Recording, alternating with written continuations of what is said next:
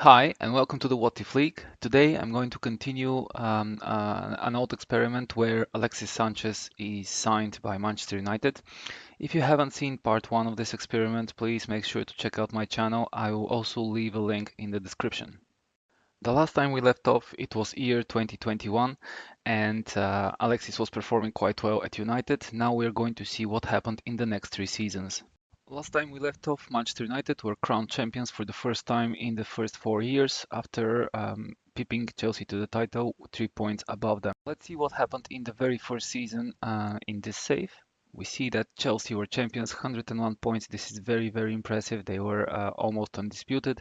United finishing second with 89 points, 12 adrift the champions.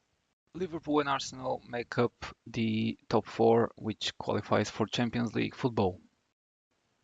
The next season, Chelsea were champions again, this time 4 points above second-placed Arsenal. Manchester City and Liverpool make up the top four, and Manchester United have dropped to fifth place, so this is not good from the Red Devils.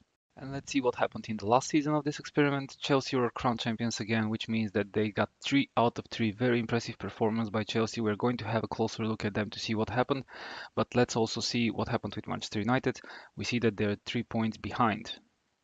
So first, let's have a look at Manchester United and their tactics screen. We can see that Anthony Martial is their key player, and you can see they're playing 4-4-2 with Lukaku and Rashford on top. Martial is the left winger.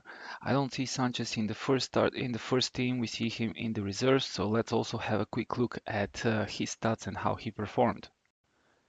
He is now 35 years old, and as you can see, his last 3 seasons were not bad at all. He's still scoring a lot of goals, making some assists, picking up Player of the Match awards, although in the last season he has the lowest average rating ever since he was transferred from Arsenal. Of course, this should not be any surprise. He's of age at the moment, which means that his impact on games is diminishing, and he's not able to lead his team to glory and to victory every time he sets foot on the ground. Before I continue to see what happened in the European competitions, I am going to check what happened with Chelsea and why are they so dominant in the league. We can see that they're still led by Antonio Conte, so they did not have any managerial change. Let's have a look at their transfers, and maybe this is going to explain why they are getting the title in the Premier League every single year. We'll start from the very first season to see maybe there were things that led to that incredible dominant force. We see that they bought Jean-Michel Seri from Nice, Stefan de Vrij from Lazio, Sebastian Coates, Ricardo Rodriguez, and Mauro Icardi in the second season of the game. And Mauro Icardi is now their club captain. We can see that he was purchased for a very big transfer fee, 126 million pounds. The third season, Sander Berge, Luis Orejuela, and Giovanni Truppe. Fourth season, Sime Veršalko, Alessio Romagnoli, and Thiago Maia. This was a defensive transfer window. All of these players play in defensive positions. Let's see what happened 21-22. Daniele Rugani, Christian Pulisic, and Emmanuel Vignato. Christian Pulisic, this is a very interesting transfer. Let me just have a quick look. How did he perform since his transfer? Not too bad, but also not very impressive. I'm doubting that he is the main reason for their dominance. Let's see what happened in the penultimate. Pietro Pellegrini, this is a young striker. I have seen this player from another save. He's performing quite well in England usually. We can see high average rating, so he has adapted to the English football. Probably he has had a hand in these 3 titles as well. And the very last transfer window, Andrea Conti. Andrea Conti, who starts at Milan, has been bought in Barcelona and now has been purchased by Antonio Conte in England. So there are no standout transfers that I could pinpoint why they are winning so much in England, but apparently Antonio Conte has found the recipe for success and is managing to lead Chelsea to glory in the Premier League quite often. Next, as per tradition, I'm going to check what happened in the European competitions, and first in line, as usual, is the Europa League. The last time we left off, AC Milan were crowned champions of the Europa League after defeating Italian compatriots Napoli in the final 2-0. Let's see what happened in the first season of this save. We see that Manchester City were finalists, but they lost on the final after extra time against French Olympique Lyon. Olympique Lyon qualified for that final after defeating Liverpool in the semis, Inter Milan in the quarterfinals, and the Turkish Galatasaray in the second knockout round. The next season, Manchester City managed to get to the final again, to lose another time, this time to Atletico Madrid 0-1.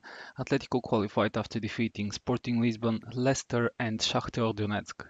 See what happened in the very last season. Manchester United with Alexis Sánchez defeated Sevilla in the final to get the Europa League for second time in their recent history. As you know, 2016-17 with Jose Mourinho in reality, they defeated Ajax, and this time they defeated Sevilla 1. Before that, on their way, they also beat Wolfsburg, Bayer Leverkusen, and Sporting Lisbon.